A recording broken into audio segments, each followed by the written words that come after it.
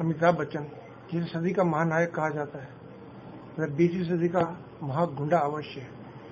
ये एक ऐसा शख्स है जो 31 अक्टूबर 1984 को बंबई से दिल्ली आया और इंदिरा गांधी की मृत्यु उपरांत, और पहली तारीख को सुबह होते ही इसने 3 मूर्ति भवन में दूरदर्शन के कैमरों के सामने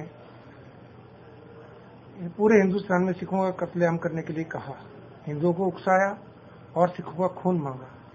खून का बदला खून, ये नारे देश भर में प्रचलित हुए।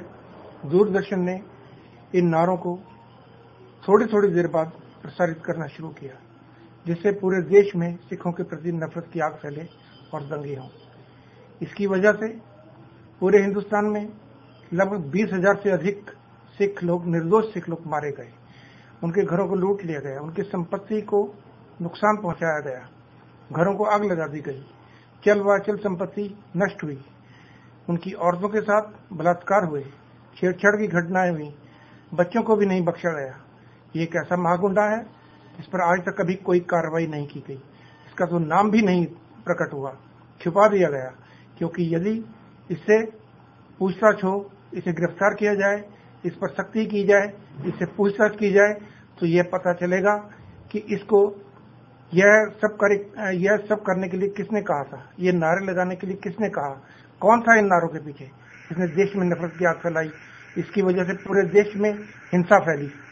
सज्जन कुमार, जगदीश टाइटलर आदि तो अपने अपने इलाकों के कुत्ते थे, वे अपने अपने इलाकों में ही नुकसान कर सकते थे, परंतु अमिताभ बच्चन की वजह से तो पूरे देश में सिखों का नुकसान हुआ।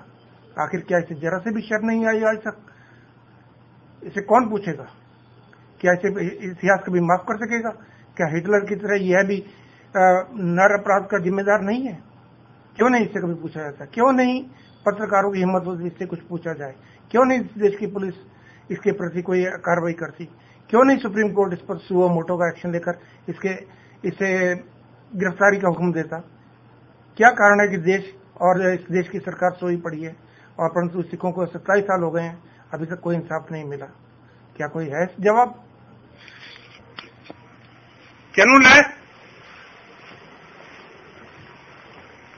चैनल बंद करके तो करनी है, बंद कर हो गया, बंद हो जाएगी। बाकी जिन्होंने इधर मुंह करके दिखा